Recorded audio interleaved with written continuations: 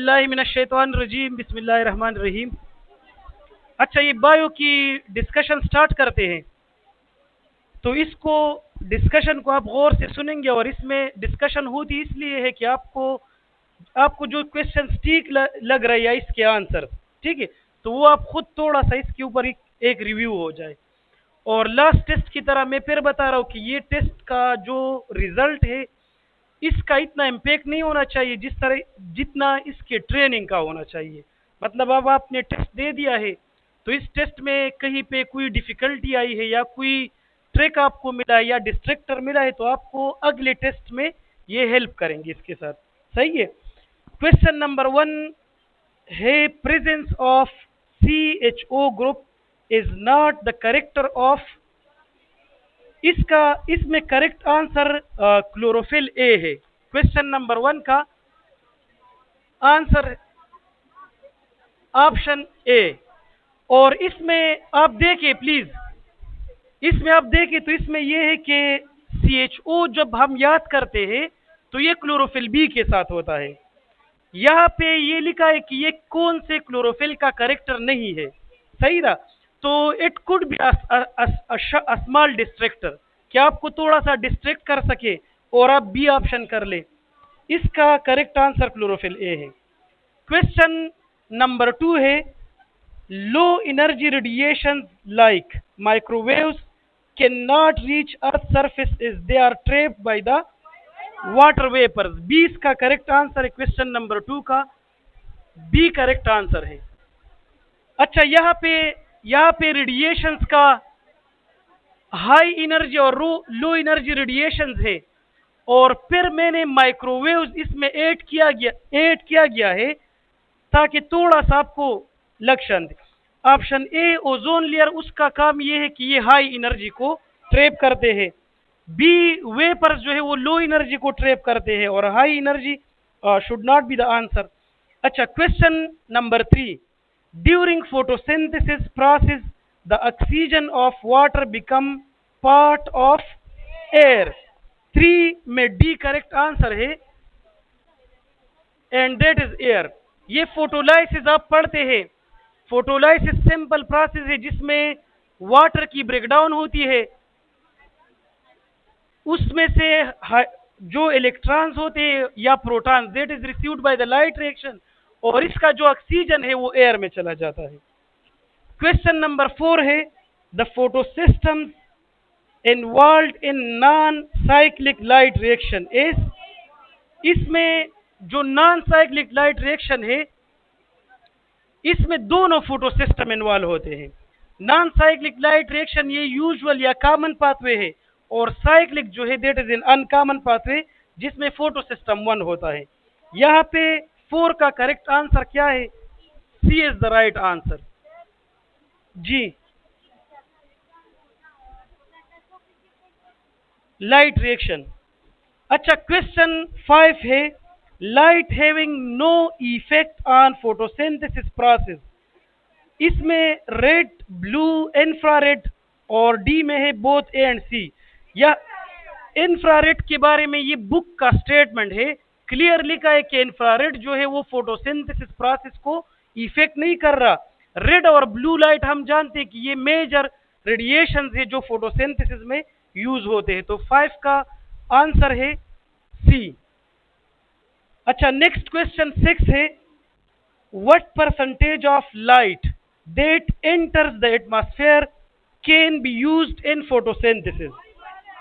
अच्छा, ये फिर आप देख लिसन टू मी प्लीज। आप आंसर न करें तो अच्छा है, मैं एक्सप्लेन कर रहा हूं इसमें, क्योंकि I am receiving multiple answer. यहाँ पे 40% को इज अ डिस्ट्रैक्टर। अगेन ये यूज किया गया है कि लोग क्या कर इसको 40 लगा ले, लेकिन इसका आंसर क्या है? D is the correct answer. अच्छा, इसमें ओनली अ स्मॉल फ्रैक्शन। अब आप जब बुक देखेंगे आज तो उधर लिखा है कि सनलाइट के रेडिएशंस जो है ये जब एटमॉस्फेयर में एंटर हो जाते हैं तो इस एटमॉस्फेयर का उस लाइट का 40% ये सरफेस पे पहुंच जाता है और फिर उसका एक फ्रैक्शन जो है वो फोटोसिंथेसिस में यूज होता है। तो 40% इज, इसके साथ आप नोट कर सकते हैं 40% is received by the earth surface. Question 7 है chlorophyll his green colour as it can, D इसका करेक्ट आंसर है नन ऑफ दीज। अच्छा, यहां पर भी आप देखें तो ट्रिक क्या है कि ग्रीन लाइट मैंने फर्स्ट ऑप्शन में रखा है, तो ये एब्जॉर्ब नहीं करता, ये रिफ्लेक्ट कर रहा है। सही था, तो एब्जॉर्ब कौन सा कलर, ना ये ग्रीन कलर एब्जॉर्ब कर रहा है ना येलो। इसका correct answer none of these है। क्लोरोफिल रेड और ब्लू रेंज एब्जॉर्ब कर रहा है, ग्रीन को चौंक के रिफ्लेक्ट कर रहा है, तो इसलिए उसका कलर ग्रीन आता है। क्वेश्चन 8 है the large central space of chloroplast that has enzymes for the dark reaction are, that is 8 में है A is the right answer stroma. Chloroplast में दो मेजर रीजन है, एक ग्रेना है और दूसरा स्ट्रोमा है। अच्छा, ग्रेना में क्या होता है, ग्रेना में लाइट रिएक्शन होगा और स्ट्रोमा में डार्क रिएक्शन। नेक्स्ट क्वेश्चन है 9, which of the atoms have same number for chlorophyll A and B. 9 में A is the right answer. Carbon number same है, बाकी डिफरेंसेस जो है वो हाइड्रोजन और ऑक्सीजन के बेस पे है। क्वेश्चन 10 है which of the following must be irrelevant to carotenoids। अच्छा, ऑप्शन 1 आप देखिए कैरोटीनाइड के बारे में, protect chlorophyll from intense light, ये रिलेवेंट है, ये प्रोटेक्शन कास्ट कर रहा है। बी है प्रोटेक्ट क्लोरोफिल फ्रॉम ऑक्सीडेशन, ये भी रिलेवेंट है, ऑक्सीडेशन से ये बचाता है।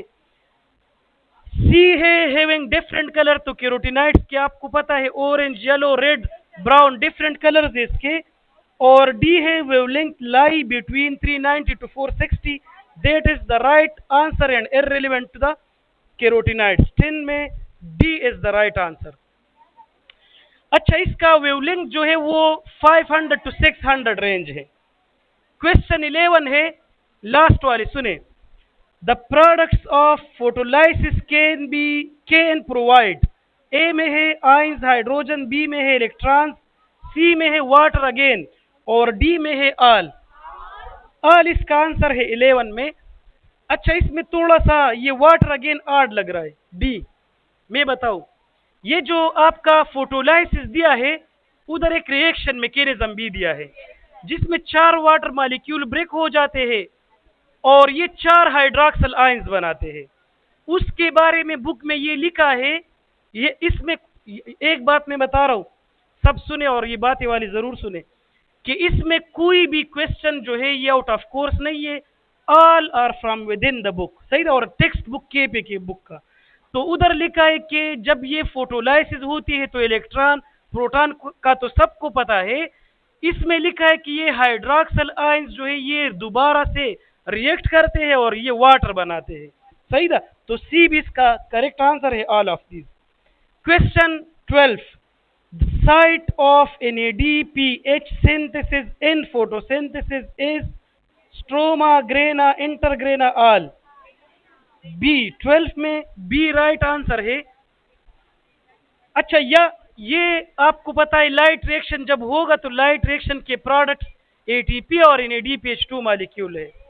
अब NADPH2 के बारे में ये भी बुक में लिखा है कि they are synthesized in grain of the chloroplast.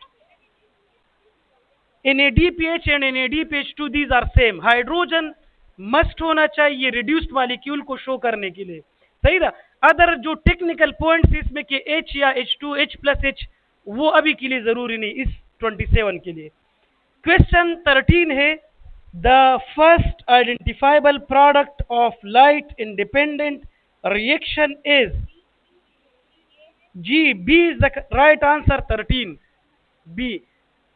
Light independent reaction का मतलब डार्क रिएक्शन है, और डार्क रिएक्शन में हम पढ़ते हैं कि RuBp कार्बन डाइऑक्साइड के साथ रिएक्शन करके, सुने इसको, 6 कार्बन कंपाउंड बना रहा है। 6 कार्बन के बाद ये ब्रेक हो जाता है और ये 3 कार्बन PGA मॉलिक्यूल बनाता है। फिर उसी के साथ लिखा है कि ये PGA मॉलिक्यूल जो है ये रिकॉग्नाइज हो जाता है कि ये PGA है, और इसी के बेस पे डार्क रिएक्शन को एक नाम दिया गया है C3 पाथवे, तो वो भी इसका हिस्सा है। क्वेश्चन 14 है which of the reaction can occur in day time. 14 में सी करेक्ट आंसर है। अच्छा, लाइट रिएक्शन तो ये तो क्लियर है कि it require light. Dark reaction का मतलब ये है कि ये डार्क के मतलब ये लाइट की जरूरत के बगैर, लाइट की जरूरत नहीं पड़ेगी, ये कंप्लीट हो जाता है। फॉर एग्जाम्पल हम कहते हैं कि एंजाइम्स जो है दे आर लाइट इंडिपेंडेंट, इसके ऊपर कोई लाइट लाइट की डिपेंडेंसी नहीं है, लाइट हो या ना हो, डार्क हो या लाइट हो, एंजाइम एक्टिविटीज नॉर्मल रहते हैं। इस तरह डार्क हो या लाइट हो, चूंकि लाइट का कोई इम्पैक्ट नहीं है, चूंकि लाइट का कोई इम्पैक्ट नहीं है इस प्रोसेस पे, तो इसलिए हम ये डे टाइम को भी हो सकता है और नाइट को भी। यहाँ पे क्वेश्चन क्या था, statement which of the reaction can occur in day time and that is light and dark both. Question 15 है the products of non cyclic light reaction. The product of non cyclic light reaction is C. 15 में question 15 में C correct answer है। अच्छा, यहाँ पे ATP NADP लिखा है, तो ऑप्शन ए में, ऑप्शन ए में आप देखें इन एटीपी प्रोडक्ट है लेकिन एनएडीपी रिएक्टेंट है। ऑप्शन बी में है ATP and NADH, NADH product है रिस्पायरेशन का, ये रिलेटेड है रिस्पायरेशन के साथ, so C is the right answer. Question 16 in reduction, सुने इसको, in reduction phase of the dark reaction which of the molecule get reduced। 16 में है D is the right answer। मैं एक्सप्लेन करूं, रिडक्शन फेज डार्क रिएक्शन का जो है वो क्या है कि जो सेकंड फेज है जिसमें पीजीए रिड्यूस हो जाता है और पीजीएल बनाता है, यहाँ पे पीजीएल ऑप्शन ए में यूज किया गया है एज अ डिस्ट्रक्टर, तो पीजीएल इस ये रिड्यूस्ड फॉर्म है, रिडक्शन नन के साथ आप लिख सकते हैं पीजीए नॉट पीजीएल। क्वेश्चन 17 है वन डार्क रिएक्शन रिक्वायर, 17 में है C is the right answer. अच्छा, ये कभी कंफ्यूजन क्रिएट कर लेता है कि एक डार्क रिएक्शन में तो एक कार्बन डाइऑक्साइड और एक आरयूबीपी है, ऐसा नहीं है। एक डार्क रिएक्शन जब कंप्लीट होता है तो इसमें 3 कार्बन डाइऑक्साइड चाहिए और 3 आरयूबीपी चाहिए, तब जाके ये साइकिल भी कंप्लीट होगा और एक पीजीएल भी बनेगा इसमें, तो the right answer is C. Question number 18 the most abundant protein in nature is which one. 18 में क्या है, सी। अच्छा, इसमें भी आप देखिए तो आरयूबीपी को मैंने इंटेंशनली ए में लगाया है ताकि कोई ऑप्ट कर ले, सही था, लेकिन इसका करेक्ट आंसर रोबेस्को है, राइबोलोज बिस फास्फेट कार्बोक्सिलेज ऑक्सीजनेज, ये सबसे ज्यादा अबंडेंट प्रोटीन या एंजाइम्स है। Question 19 in respiration glucose is converted to ATP for the purpose of energy, 19 में है बी। अच्छा, ये भी बुक में लिखा है कि ये ग्लूकोज, सुने इसकी एक्सप्लेनेशन, अगर हम इसको डायरेक्ट यूज करेंगे तो इसमें मसला ये आएगा कि इससे ज्यादा एनर्जी लॉस हो गई द वेस्ट, तो ये रिस्पायरेशन प्रोसेस अल्लाह ने इसलिए बनाया है कि ये ग्लूकोज कन्वर्ट हो जाए एटीपी में ताकि एनर्जी बच सके, मतलब इसको छोटे छोटे पैकेट्स में डिवाइड किया गया है, तो B is the right answer, saving. Question 20 है the net gain of ATP molecule from the preparatory phase of glycolysis of a single glucose is B में है 20 में है D।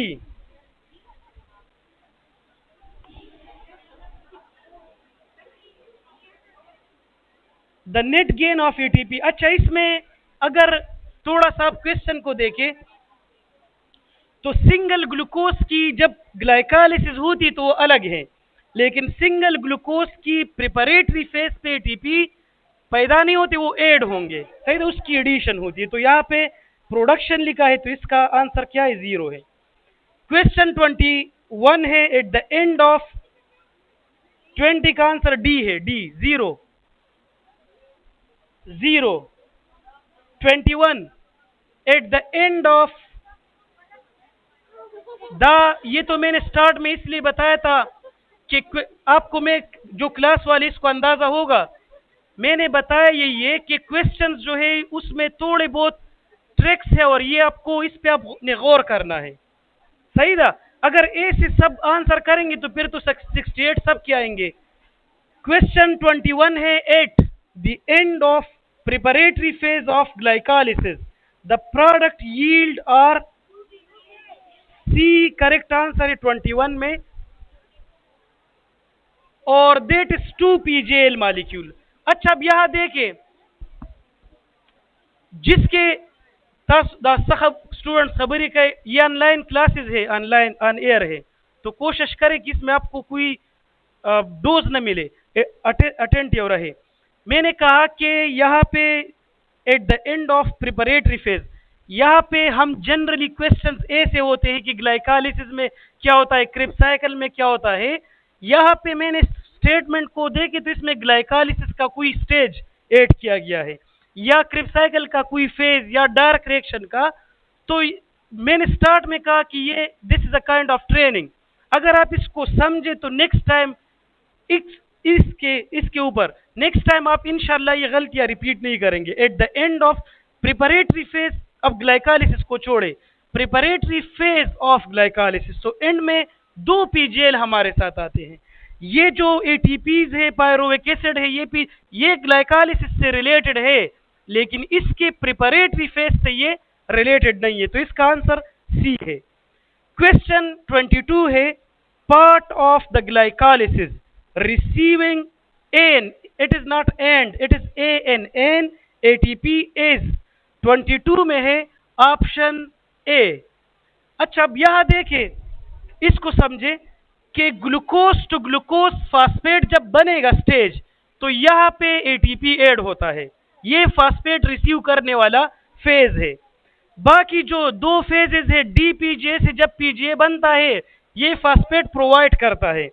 पीपी से पायरुविक एसिड बनता है, ये फास्फेट प्रोवाइड कर रहा है, टीपी बना रहा है। रिसीविंग वाला फेज कौन सा है, ए। क्वेश्चन 23 है, the amount of water released from an oxidative phase is, 23 में है ए, 1 इसका आंसर है। अब यहां पे देखिए कि ऑक्सीडेटिव फेजेस 2 होते हैं, ऑक्सीडेटिव फेजेस 2 होते हैं और हर ऑक्सीडेटिव फेज में एक इलेक्ट्रॉन जो है वो एक वाटर मॉलिक्यूल रिलीज होता है। यहां पे आपसे पूछा गया है एन ऑक्सीडेटिव का क्या मतलब है, सिंगल।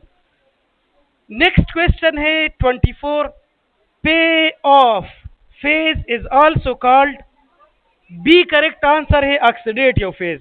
24 में B is the right answer. 23 ये है कि जिस तरह मैंने कहा कि ग्लाइकोलिसिस प्रोसेस में एक प्रिपरेटरी फेज है, 2 ऑक्सीडेटिव फेजेस हैं। 2 ऑक्सीडेटिव फेजेस में 2 एटीपीज 2 वाटर बनते हैं, तो एक ऑक्सीडेटिव फेज में कितने वाटर बनेंगे, single. Question 25, to start glycolysis process the ATP needed are is, 2 इसका करेक्ट आंसर है, 25 में 2 है, बी। अच्छा यहां पे ये अब थोड़ा सा मैं बताऊं कि ये जो हम प्रिपरेटरी फेज में लिखते हैं कि इसमें यहां पे एक एटीपी यूज हुआ ग्लूकोज के साथ और दूसरा फ्रक्टोज फास्फेट के साथ एक एटीपी ऐड होता है। इसको बुक के एक लाइन में समराइज किया है कि अगर ग्लाइकोलिसिस प्रोसेस शुरू होना चाहिए तो इसके 2 एटीपीज चाहिए। ये एग्जैक्ट स्टेटमेंट है taken from the book. Question 26, majority of the ATP synthesized in respiration come from, इसका 26 का आंसर है B, and that is oxidative phosphorylation. अभी आगे ऑक्सीडेटिव फास्फोराइलेशन में एक्सप्लेन करना, यहाँ पे सिर्फ आंसर लिखिए। 6 मॉलिक्यूल जो है वो नॉर्मल सबस्ट्रेट लेवल के आ रहे हैं और 32 जो है वो ऑक्सीडेटिव से आते हैं।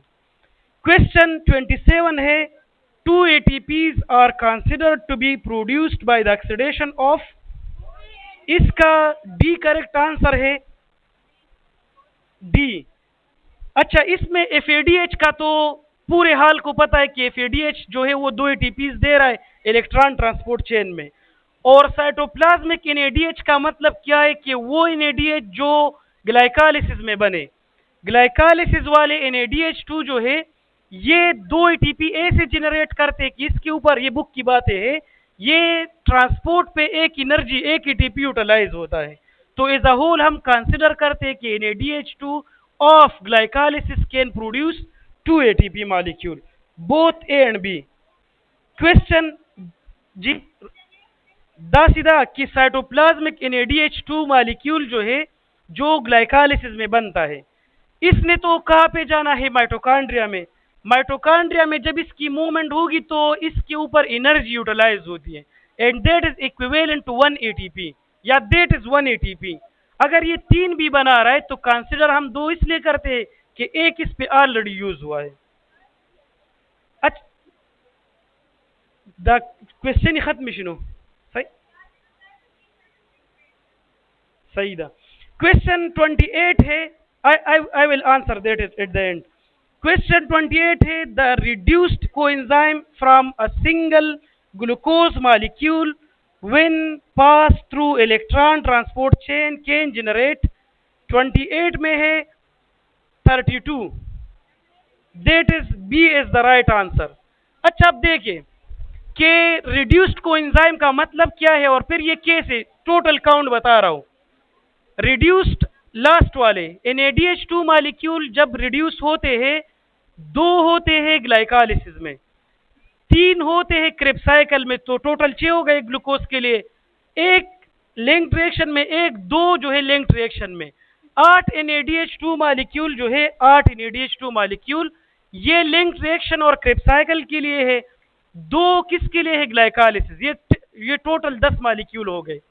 इनमें से 8 जो है वो 3-3 बना रहा है, तो दैट इज 24, 24 हो गए। तासुदान सर अली गई, फिर 24, फिर 2 NADH2 जो है वो 2-2 बना रहे, ये 28 हो गए।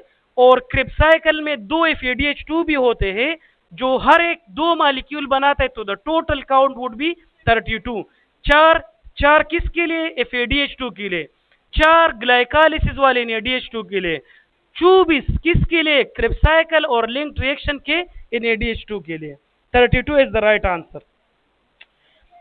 क्वेश्चन 29 है, क्वेश्चन 29 है, during anaerobic respiration the pyruvic acid is reduced by. C correct answer है 29 में, and that is NADH। Anaerobic respiration अगर आपको याद हो तो सिंपल ग्लाइकोलाइसिस में पायरुविक एसिड बनते हैं और NADH बनते हैं।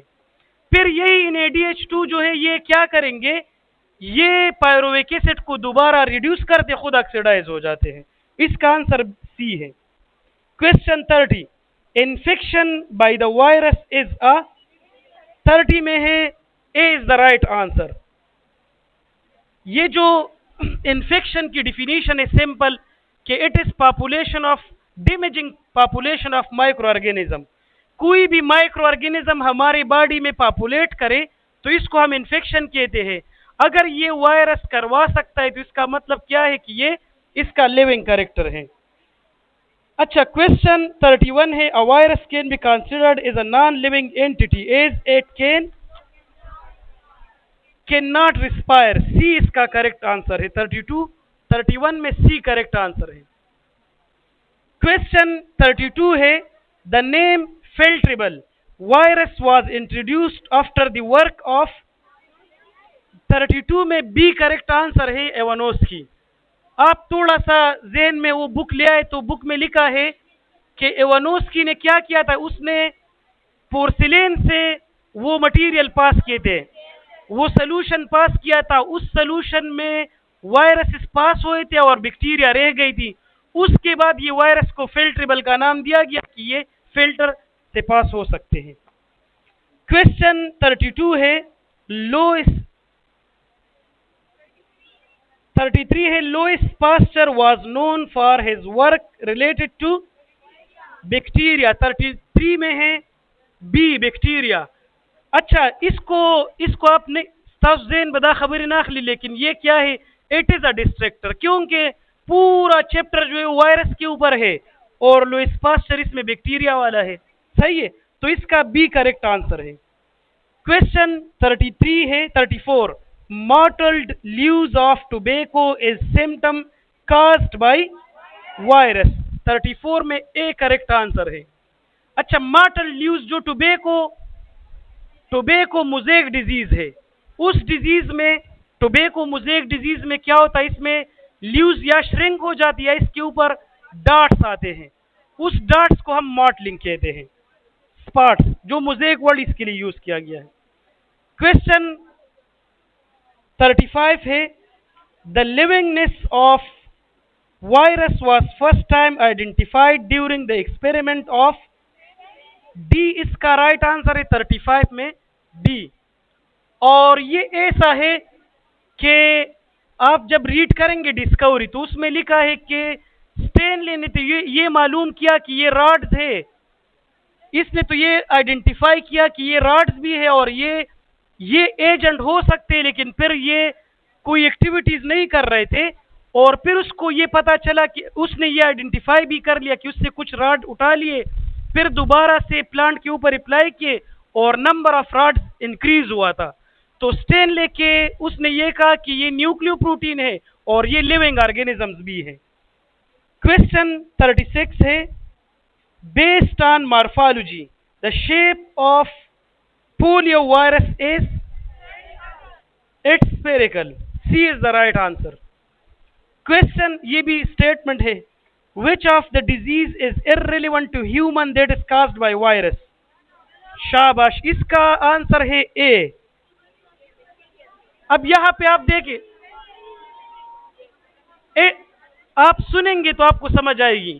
क्वेश्चन ये है कि कौन सा ह्यूमन डिजीज है, ये क्वेश्चन नहीं है, कौन सा इसमें ह्यूमन डिजीज है जो वायरस काज कर रहा है। स्टेटमेंट को पूरा समझे तो यहां देखिए, ये कौन सा 37 है, which of the disease is irrelevant to human that is caused by virus। TB जो है ये बैक्टीरियल डिजीज है, मीजल्स और स्मॉल पॉक्स जो है ये वायरल है। So the right answer is a. 37 में ए करेक्ट आंसर है। बस दबो सबक तिस्ता सुनो। 38, क्वेश्चन 38 है,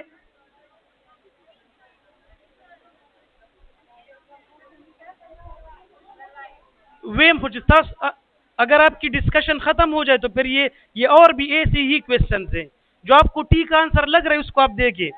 38 है, HIV काज एड्स इन।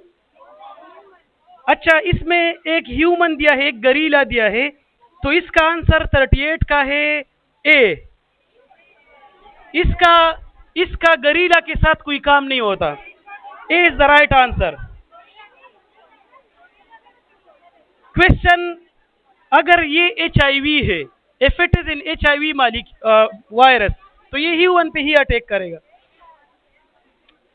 अच्छा, क्वेश्चन 39 है, क्वेश्चन 39 है, you are getting some good options. Question 39 है, a white blood cell where HIV can attack can have a size. Option 39 में है, इसमें ये लास्ट ऑप्शन है 39 में बी।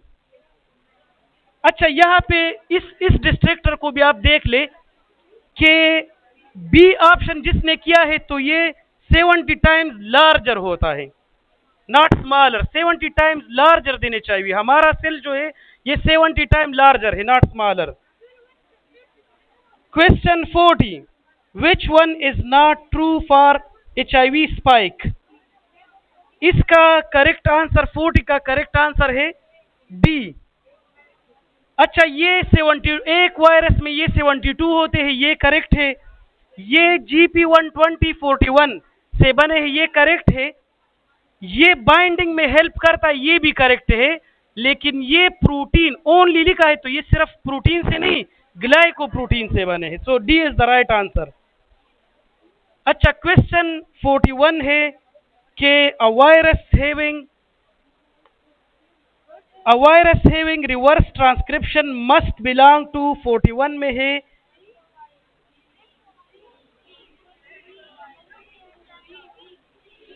बी।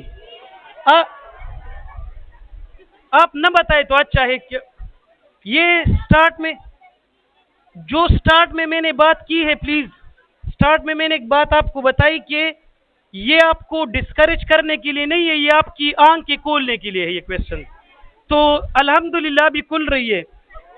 यहाँ 41 में आप देखें कि लेंटी वायरस और रेट्रोवायरस ये एचआईवी का कैरेक्टर है प्लीज, ये एचआईवी के कैरेक्टर्स है, लेकिन इन दोनों का आपस में कोई डिपेंडेंसी नहीं है।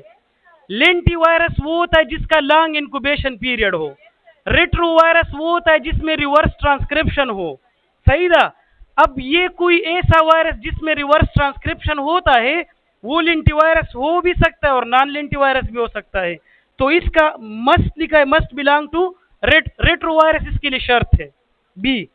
क्वेश्चन 42 है, the types of enzyme with main role in HIV cycle are at least 42 में है C3 is the right answer. A disease, question 43, a disease which directly target the immune system is C, 43 में है C। Direct attack हमारे immune system पे ads disease करवा रहा है। Question 44 है, which of the term can be an alternative for a T cells? इसमें इसको हम CD4 सेल्स भी कहते हैं, CD4 T सेल भी कहते हैं, CD4 सेल लिम्फोसाइट भी कहते हैं। और जब आप एचआईवी का स्ट्रक्चर पढ़ते हैं, एचआईवी डिजीज आप पढ़ते हैं, तो ये हमारे बुक के अंदर ये मेंशन किया गया है कि इन सेल को ये नेम्स भी दिए जाते हैं। तो इसका आंसर 44 का डी आंसर है। क्वेश्चन 45 है, the T cell which is useful in destroying the antigen directly is, 45 में है B is the right answer and that is killer T cell. Question 46, the disease which can attack on weak immune system and unable to invade stronger, or C is the right answer, 46 में C है। Opportunistic diseases वो होते हैं जो एक आम आदमी पे, नॉर्मल ह्यूमन पे ये अटैक नहीं कर सकता, लेकिन जैसे उसका इम्यून सिस्टम वीक हो जाता है उसके ऊपर ये अटैक करेंगे। ये बुक में ट्यूबरक्लोसिस दिया है, नमूनिया दिया है, कैंडिडियासिस वगैरह दी है।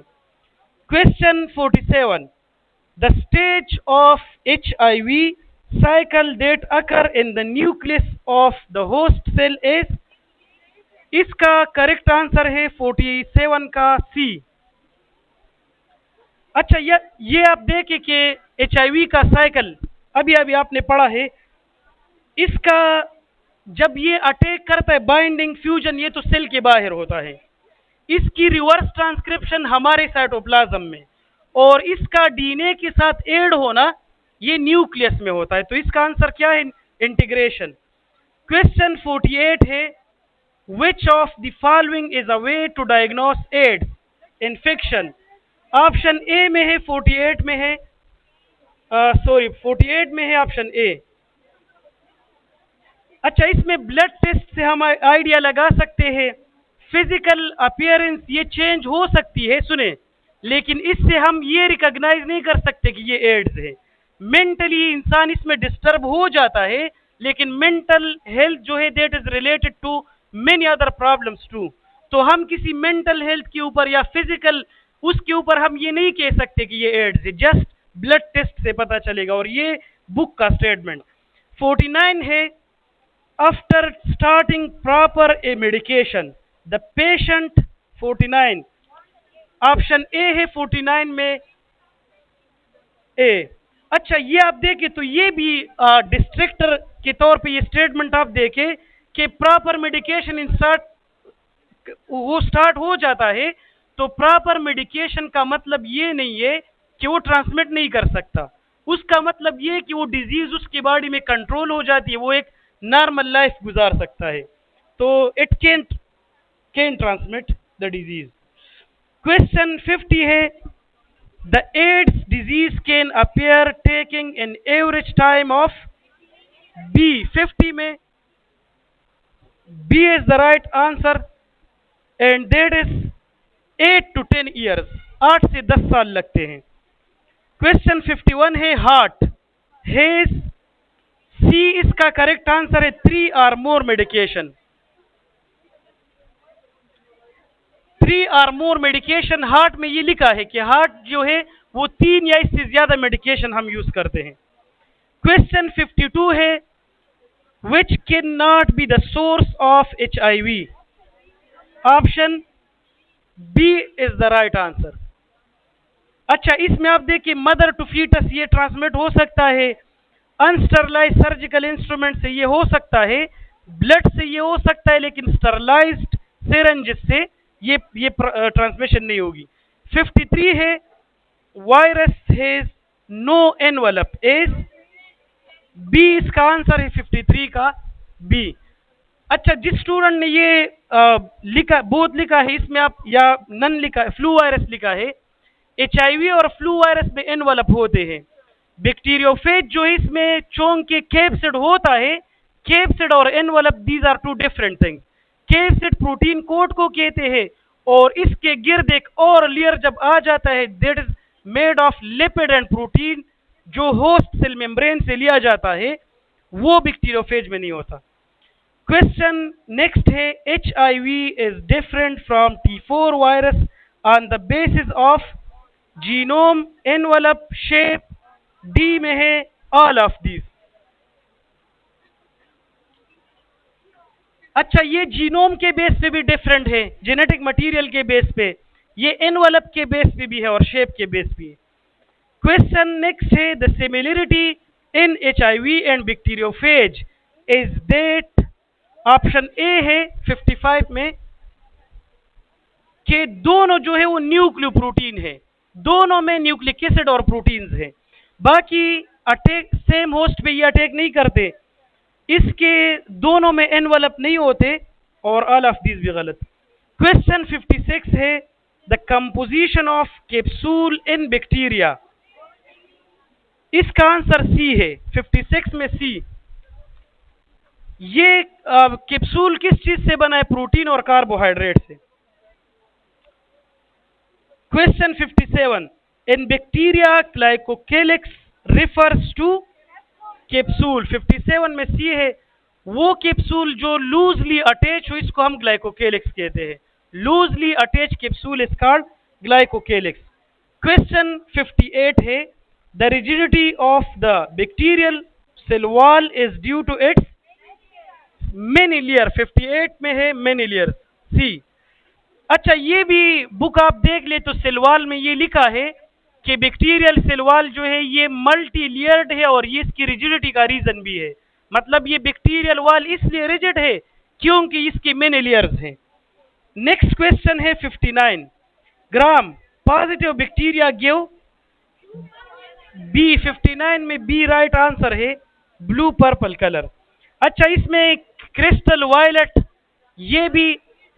ये डाई का नाम है, इज अ डिस्ट्रिक्टर यूज किया गया है कि आप डाई क्रिस्टल वायलेट देखेंगे तो इसको ऑप्ट करेंगे, लेकिन इसका आंसर क्या है? Blue purple. क्वेश्चन 60 है which of the bacteria will not retain the crystal violet dye, gram negative, 60 में आंसर ए है। ये ग्राम का एक्सपेरिमेंट है जिसने ये डाई अप्लाई किया था, एथेनॉल के साथ वॉश करने के बाद एक के पास कलर रह गया था, एक से वॉश हो गया था, जिसके पास रह गया था वो पॉजिटिव था, जिससे वॉश हुआ था दैट वाज नेगेटिव। 61 है an extra lipopolysaccharide layer is present in only gram negative bacteria, C is the correct answer, C, 61 is C।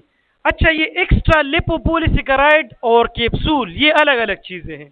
ये जब आप सेलवाल पढ़ते हैं बैक्टीरियल सेलवाल तो उधर लिखा है कि बैक्टीरिया को सेलवाल के बेस पे हम दो ग्रुप्स में डिवाइड करते हैं, एक ग्राम पॉजिटिव है और एक ग्राम नेगेटिव है। ग्राम नेगेटिव में फिर ये ऐड किया गया है कि ग्राम नेगेटिव बैक्टीरिया में एक एक्स्ट्रा लेयर है जो लिपोपोलिसेकेराइड का बना है। क्वेश्चन 62 है the bacterial flagella are made of, D correct answer है, फ्लैजिलिन प्रोटीन से। क्वेश्चन 63 है bacteria without flagella are, D is the right answer, atrichous. DNA replication in bacteria are caused by C correct answer है 64 में and that is mesosome. Mesosome की 3 function है, DNA replication है, cell division है और respiration है। Question 65, difference of bacterial chromosome from that of eukaryote is that it is made of B. हाँ, B is the right answer 65। DNA with little protein. हमारे chromosome और bacterial और हमारे chromosome में difference ये है कि हमारा क्रोमोसोम जो है that is made of almost equal amount of DNA and protein, और जो बैक्टीरिया वाला है वो डीएनए और कुछ प्रोटीन से बना है। Question 66, a coccus bacteria is rounded non motile both none of these. C 66 में है, C is the right answer. ये राउंडेड भी है और ये नॉन मोटाइल भी है। ये लास्ट ईयर टेस्ट वाला क्वेश्चन है।